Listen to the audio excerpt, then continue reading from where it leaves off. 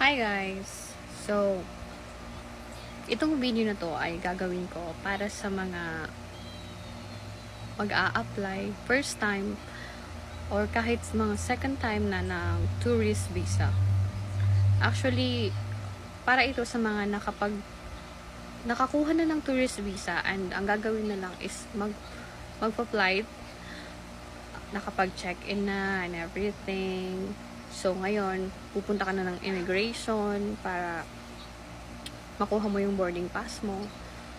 So, maraming tourist na hindi nakakasakay or hindi siya nakakalagpas ng interviews sa immigration dahil unang-una, iti-test nila kung financial capable ka ba para makapag-tour sa ibang bansa.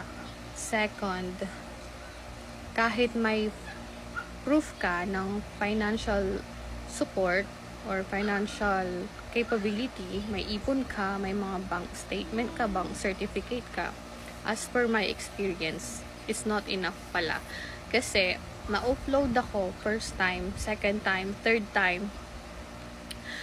Kahit nakaalis na ako, nakabalik, and magtutour ulit, mau-upload ka pala.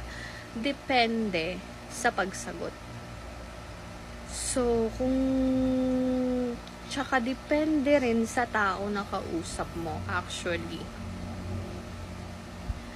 It's very disappointing fact na may mga officers talaga na although ginagawa lang nila yung trabaho nila, pero meron talagang mga individual doon na masyado nilang kinakarir yung trabaho nila, be. Yung hindi sila marunong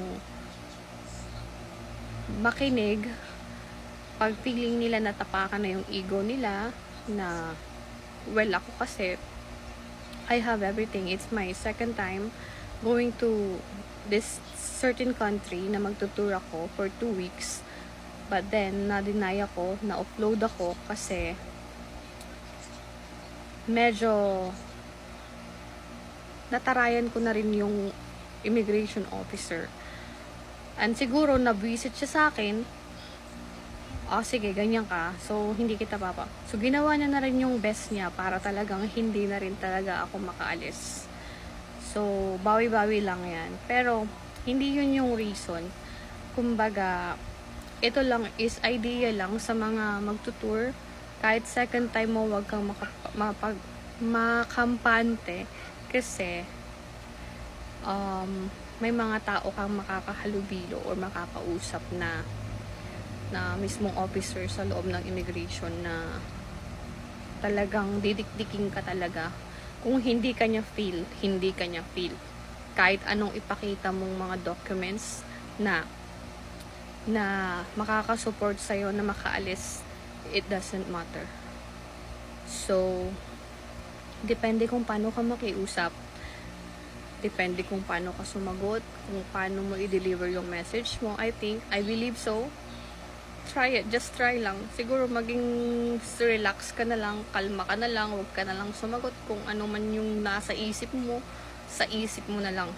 Kung gusto mo siyang murahin, go ahead. Pero wag mo na lang sabihin, isipin mo na lang na ginagawa mo yun kasi gusto mong makaalis para lang makalusot ka.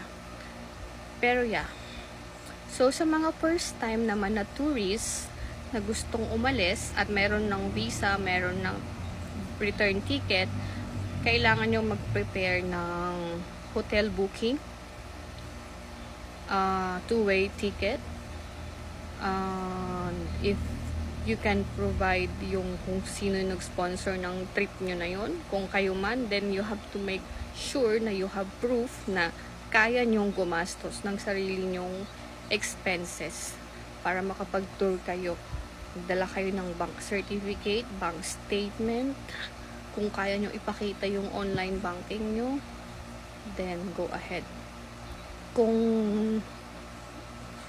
umaasa sa padala ng mga spouse nyo, you can also attach the mga resibo na pinapadalahan kayo, kaya meron kayong money to spend para mag-tour, ganyan. So, Yun lang. And then, yung mga second time naman, kasi madalas, kagaya ng nangyari sa akin, confident ako na makakaalis ako kasi it's my second time. Akala ko ganun lang kadali yun, pero hindi pala. Hindi pala, besh. Talagang, hindi porket nakalusot ka nung una, palulusutin ka ulit ng mga immigration officers. To the point na talagang nagmakaawa na ako, tinanong sa akin bakit doon ulit ako pupunta. Sabi ko masama yung panahon, hindi ko nagawa yung mga gusto ko, kulang pa yung time ng pagstay ko, I want to go back, magsa-shopping ako, magki-Christmas na, ganyan. I have all my supporting documents with me. Tapos, wala na siyang sa sobrang kampante ko, hindi na ako nagdala ng hotel reservation na ipapakita ko. Pero, meron naman talaga. So, hinantay ko lang na makuha ko yon through email. So, yung time na yon nagkaroon siya ng oras para magtanong ng ibang mga questions. Then, sabi ko, wait lang po, inaantay ko lang ganito kasi. So, pasend na yung Then, tinignan niya yung phone ko. Sabi niya, akin na yung phone mo. Sino yung kachat mo? So doon na ako kinabahan na parang, bibigay ko ba? Tama ba to? Ibibigay ko ba o hindi? Sabi niya, akin na yung phone mo. So, sa isip ko nun, okay, feeling ko hindi talaga talaga ako makakaalis ng araw na to. So, parang, nung kinukuha niya na, binigay ko,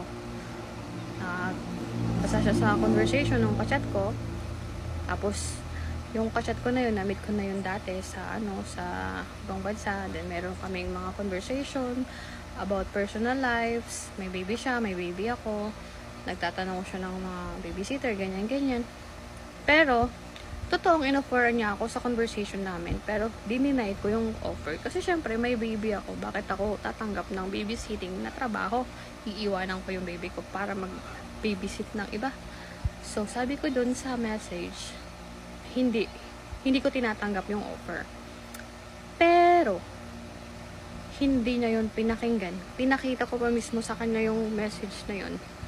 Sabi niya, wag mo na akong paikutin. I had my final decision. Hindi. Kung gusto mo makaalis, dahil magtatrabaho ang gagawin mo doon, you have to provide this. Hinihinga na ako ngayon ng working visa tsaka kontrata. Kung sakaling gusto ko pa rin umalis, that's the only way na makaalis ako. Which is, it's not gonna happen kasi hindi naman talaga ako pupunta for work. So, yung mga gustong mag-tour, kasi gagawin lang nilang reason yon para makaalis ng bansa kasi ang purpose talaga nila is magtrabaho. Guys, nadadamay kami. Alam niyo yun? Lahat na tuloy ng umaalis, kahit tourist lang naman talaga. Sobrang akala mo interrogation yung nangyayari sa immigration. 2 yung nakita kong magkasunod kami sa linya na nag-fill up ng questionnaire sa immigration. Yung isa doon, tulala. Paglabas ng immigration, nadaanan ko, tulala.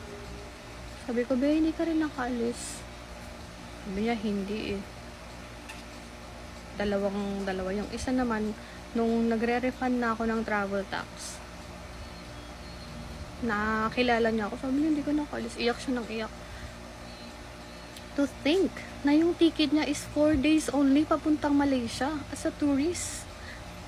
Tapos may trabaho siya dito sa Pilipinas. 4 days lang. Sabi niya talagang tour lang talaga. Nag-leave pa ako para magbakasyon. Tour lang talaga. Iyak siya ng iyak. Hindi ko na ma-refund yung ticket ko.